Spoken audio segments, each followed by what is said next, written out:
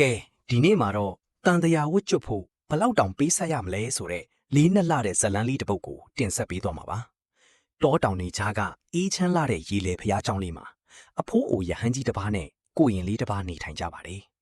ဒါပေမဲ့တနေ့မှာတော့ကျမ်းမာရေးမကောင်းတဲ့မိန်းကလေးတစ်ယောက်ဖျားเจ้าကိုရောက်လာတဲ့အခါမှာတော့ကိုရင်လေးရဲ့စိတ်တွေဟာကိလေသာလှိုင်းတစ်ပုဒ်ကြားမှာစတင်လှုပ်ခတ်ပါတော့တယ်ညင်တဲ့အချိန်မှာအမျိုးသမီးကစောင့်ကိုမိုးလိုက်တဲ့အခါဆယ်စုနှစ်နဲ့ချီပြီးထိမ့်သိမ်းခဲ့တဲ့အဋိဌာန်ကြီးအားလုံးကျိုးပြတ်သွားခဲ့ပါပြီ။သူတို့ဟာတောင်နောက်ကွယ်မှာတိတ်တဆိတ်တွေ့ဆုံကြတယ်လို့ဆရာဖြစ်သူရှိမှတင်မျက်စိချင်းအချက်ပြခဲ့ကြပါတယ်။တနေ့မှာတော့လှေပေါ်မှာသူတို့နှစ်ဦးအိပ်ပျော်နေတာကိုဆရာကြီးကမြင်သွားပြီးလှေရဲ့ရီဝင်ပေါက်ဆို့ကိုဖွင့်ချလိုက်ပါတယ်။အေးဆက်တဲ့ရီတွေကြောင့်နိုးလာတဲ့ကိုရင်လေးဟာနောင်တရစွာနဲ့ဖျားရှိမှဝတ်ပြုနေပြီမဲ့စိတ်ကတော့မတည်ငြိမ်နိုင်တော့ပါဘူး။နောက်ဆုံးမှာတော့ကိုရင်လေးဟာဖျားရုပ်ပွားတော်ကိုခိုးယူပြီးချစ်သူနောက်ကိုလိုက်ပြေးသွားခဲ့ပါတော့တယ်။နှစ်အတော်ကြာပြီးတဲ့နောက်မှာတော့သတင်းဆိုးတစ်ခုထွက်ပေါ်လာပါတယ်။အဲ့ဒီကိုရင်လေးဟာသူ့ဇနီးကိုတတ်လိုက်တဲ့အတွက်ထွက်ပြေးနေရပြီဆိုတဲ့သတင်းမှာ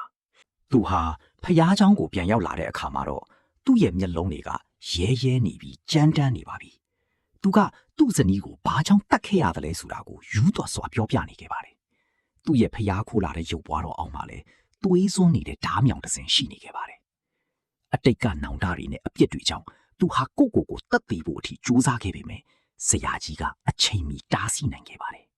။နောက်နေ့မှာတော့ဆရာကြီးကကြောင်မီးကိုမင်နစ်ပြီးမြေကြီးပေါ်မှာတရားတော်တွေရေးပေးခဲ့ပါတယ်။ကိုရင်လေးကိုအဲ့ဒီတရားတော်တွေကိုဓားမြောင်နဲ့ထွင်းထုပြီးစိတ်ကိုငြိမ်အောင်ထားဖို့ခိုင်းလိုက်ပါတယ်။အဲ့ဒီအချိန်မှာပဲရဲတွေကသူ့ကိုလာဖမ်းကြပါတယ်။ဆရာကြီးရဲ့တောင်းဆိုမှုကြောင့်ရဲတွေကတရားတော်ထွင်းလို့ပြီးတဲ့အထိစောင့်ပြီးခဲ့ကြပါတယ်။နေညမပြတ်ထွင်းထုပြီးတဲ့နောက်မှာတော့ကိုရင်လေးဟာစစ်မှန်တဲ့ငြိမ်းချမ်းမှုကိုရရှိသွားပြီးအေးဆေးစွာပဲအဖမ်းခံခဲ့ပါတယ်။ဆရာကြီးဟာတပိတ်လေးထွက်သွားတာကိုကြည့်ရင်လှည့်ရည်စို့ကိုဖွင့်ကိုအသက်ရှူလမ်းကြောင်းကိုပိတ်ပြီးဘဝကိုအေးချမ်းစွာအဆုံးသတ်သွားခဲ့ပါတော့တယ်